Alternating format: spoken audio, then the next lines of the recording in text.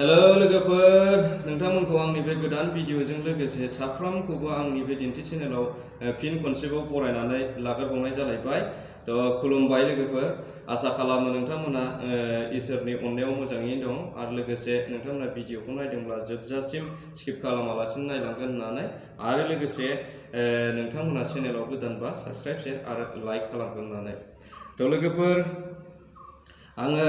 दुलाराय बर' फरायसा आफादनि मोनसे खामानि मावनायखौ गोबां मोजां मोनदों आरो बिथांमोनखौ आं बाख्नायनो लुबैदों आंनि पार्सनेलिटि बेयो बाख्नायनाया सोरबा मोजां मोनो मोजां मोना नाथाय आङो बिथांमोननि खामानि मावनायखौ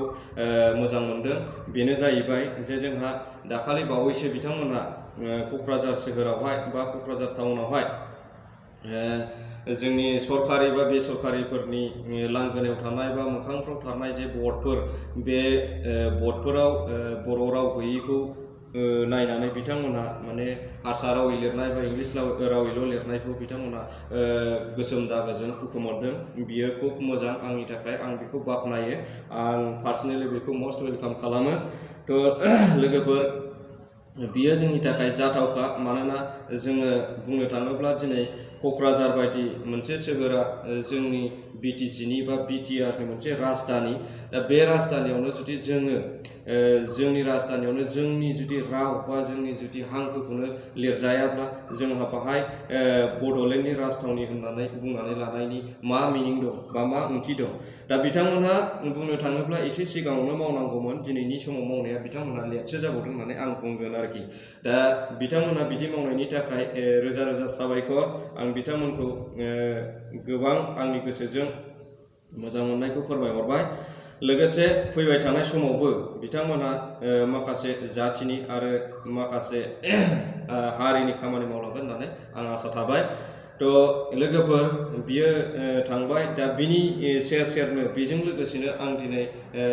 मोनसे दिपेन बर' सारनि जे माखासे बुंनाय बाथ्रा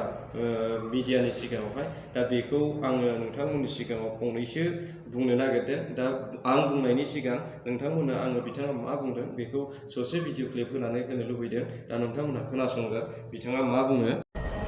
बिटिआर गोजोन गोरोबथा बे गोजोन गोरोबथाखौनो माखासेया सोंथि खालामनो नागिरो जे बिटिआरआव बा बिटिआर गोजोन गोरोबथानि जिखिनि दफाफोर दङ मेगनाव नुथाव माबे दफाया मावफुंजाखो होननानै सोंथि खालामो मा बुङो बे समाव बे बेलायाव जुदि जोङो स्पष्टयै बुंनांगौब्ला जोंनि नमेनक्लेचारखौ चेन्ज खालामना होबाय किन्तु बियो पार्लियामेन्टआव मोनसे एक्ट फैनांगोन दा गोबाङा बुङो जे बिटिआर सुक्तिया माने लिगेल नङा माने बियो आयेननि महर मोनाखै बे डेफिनेटलि ट्रु लोगोफोर नोंथांमोना नुबाय नङा होमबा दिनै जोंहा दिपेन बर' सारा मा बुंदों अर्थात जोंनि दुलाराय बर' फरायसा आफादनि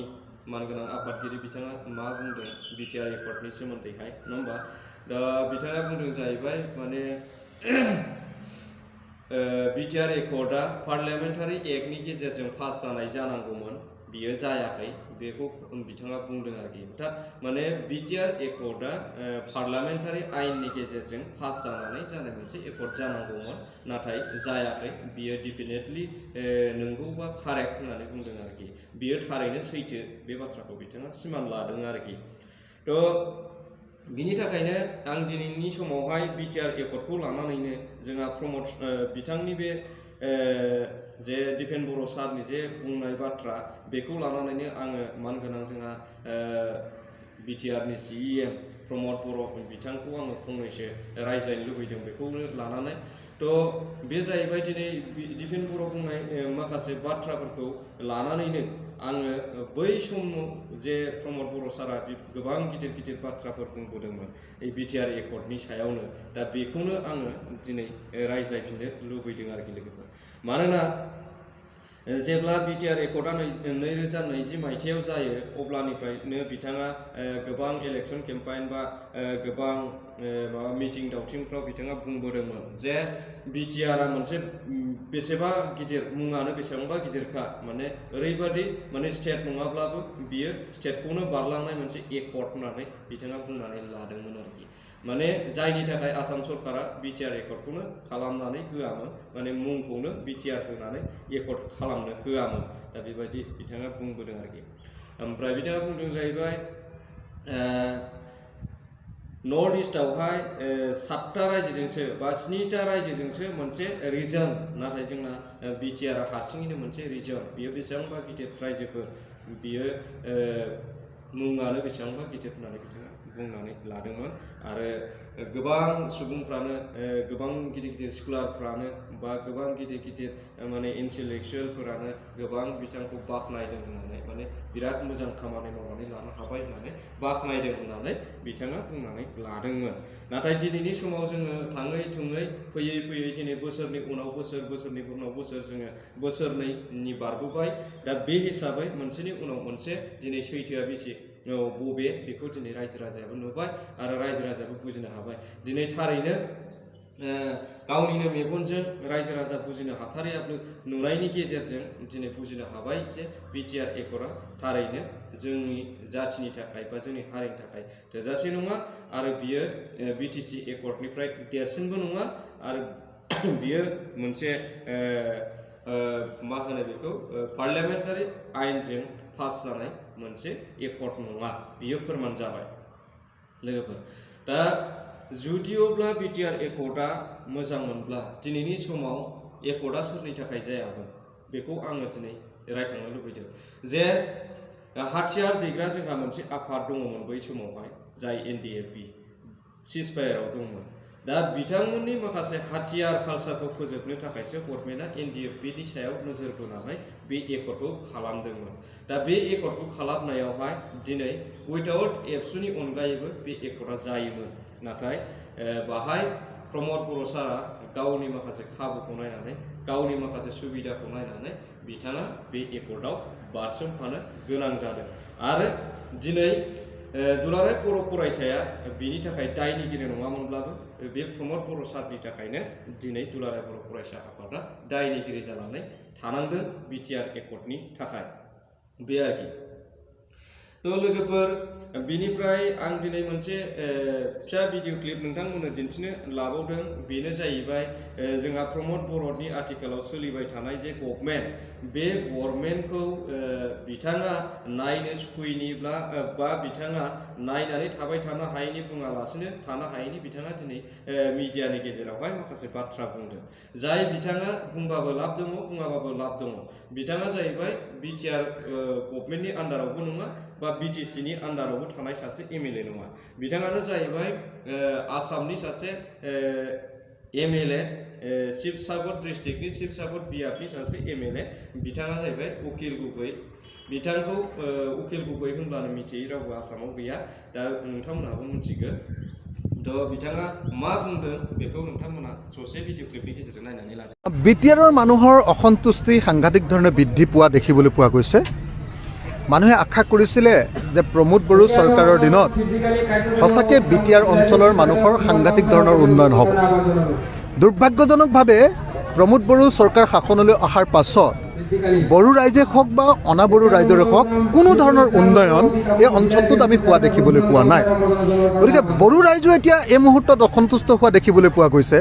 অনাবড়ো ৰাইজো অসন্তুষ্ট হোৱা দেখিবলৈ পোৱা গৈছে দ্বিতীয় কথা যে বড়োসকলৰ আগৰ যি স্বাধিকাৰৰ সংগ্ৰাম আছিলে সেই সংগ্ৰামো এফালেদি দুৰ্বল হ'ল এতিয়া প্ৰমোদ বড়ো ইতিমধ্যে আমি দেখিবলৈ পাইছোঁ যে হিমন্ত বিশ্ব শৰ্মাৰ হাতৰ পুতলাত পৰিণত হৈ গ'ল গতিকে গোটেই ঘটনাটো আগতেতো অন্ততঃ হাগ্ৰামা মহিলাৰীয়ে অন্ততঃ দিছপুৰৰ ওচৰত কিছুমান ডিমাণ্ড উত্থাপন কৰি দাবী উত্থাপন কৰি বিটিআৰৰ কাৰণে বা বিটিএডিৰ কাৰণে কিছু তেওঁ উলিয়াই নিবলৈ সক্ষম হৈছিলে প্ৰাপ্য অধিকাৰ কাঢ়ি আনিবলৈ সক্ষম হৈছিলে এতিয়াতো প্ৰমোদ বড়ো চৰকাৰৰ দিনত ভিজা মেকুৰীৰ দৰে প্ৰমোদ বড়ো থকাৰ বাহিৰে আমিতো আন একো কাম কৰা দেখা নাই কিন্তু দুৰ্ভাগ্যজনকভাৱে প্ৰমোদ বড়ো চৰকাৰৰ দিনত বিটিআৰ অঞ্চলত বাকী যিখিনি অনাবড়ো ৰাইজ আছে তেওঁলোকৰ ভূমিৰ অধিকাৰ দিম বুলি যে তেওঁ কৈছিলে দুমাহৰ ভিতৰত যে তেওঁ কৈছিলে যে সকলো মানুহক ভূমিৰ অধিকাৰ প্ৰদান কৰা হ'ব সেই কাম কিন্তু আমি কৰা দেখিবলৈ পোৱা নাই তাৰ বিপৰীতে আমি দেখিবলৈ পাইছোঁ যে সেই ৰাইজে যি ধৰণৰ ভূমিৰ অধিকাৰ পাব লাগিছিলে ভূমিৰ হস্তান্তৰ প্ৰক্ৰিয়া যিটো সেই হস্তান্তৰ প্ৰক্ৰিয়াত চৰকাৰে বাধা প্ৰদান কৰাকে আমি দেখিবলৈ পাইছোঁ আৰু সেইকাৰণে এই মুহূৰ্তত মই অসমৰ সকলো ৰাইজকে আৰু বিশেষভাৱে BTRৰ সকলো ৰাইজকে বড়ো অনাবড়ো সকলো ৰাইজকে UPPLৰ এনেকুৱা ধৰণৰ জনগণৰ বিৰোধী কাম ৰাইজ বিৰোধী কামৰ বিৰুদ্ধে প্ৰতিবাদ সাব্যস্ত কৰিবৰ কাৰণে আহ্বান জনাইছোঁ। তো नोंथांमोना नुबाय जानांगौ जे दिनैनि दिनावहाय आउट अफ BTRनि सासे MLA आबो दिनै बे बाथ्राखौ मानो बुंनो गोनां जादों नाथाय आं सानो बिथाङा बेखौ बुंनायावबो लाब दं बुङैयावबो लाब दं नाथाय बेहा बुंनायावबो लाबबो गैया बुङैयावबो लाबबो गैया बा खहाबो गैया लसबो गैया नाथाय थेवब्लाबो बिथाङा सैथोखौ माखासे बुंनो लुबैनानै बुंदों बिथाङा माखासे सैथो बाथ्राखौनो बुंग्रा बिथाङा एसेमब्लियावबो बिथाङा गोबां खुथार गसंनानै टाइम होआब्लाबो टाइम बिनानै बिथाङा गोबां हख्राव रायज्लायग्रा सैथोखौ फोरमायग्रा बिथाङा सैथोनि डिमान्ड खालामग्रा बयबो बेखौ सिनायो आरोखि तो बिथाङा मा बुंदों जाहैबाय माने प्रमद बर'आ माने परिबर्तननि स्ल'गान होयैहाय दिनै गभर्नमेन्टआव फैदों नाथाय बिथाङा गभर्नमेन्टआव फैनानै जे ओरैबादि मोनसे मोजां मावगोन माने बेखौ बयबो आसा खालामदोंमोन होननानै बुंदों आरोखि माने प्रमद बर'आ जे ब्रायैनो फैनानै परिबर्तननि स्ल'गानजों फैनानै मोनसे मोजां गभर्नमेन्ट सालायगोन बा मोनसे मोजां खामानि मावफैगोन BTCआव होननानै बयबो आसा खालामदोंमोन होननानै बुंदों आरोखि नाथाय दिनै नुबाय जे बिथाङा जेबो माने सोलायनायनि खामानि मावनो हायाखै निश्चय बुंनो थाङोबा बिथाङा माने आसाम सरकारनि हिमन्त बिश्व शर्मानि मोनसे फुथुलासो होननानै बिथाङा बुंजादों आरोखि बेनिफ्राय बिथाङा हानि पाट्टा होनो होनदों बिथाङा हानि पाट्टाखौबो होनो हायाखै बे बाथ्राखौ बुंदों आरोखि ओमफ्राय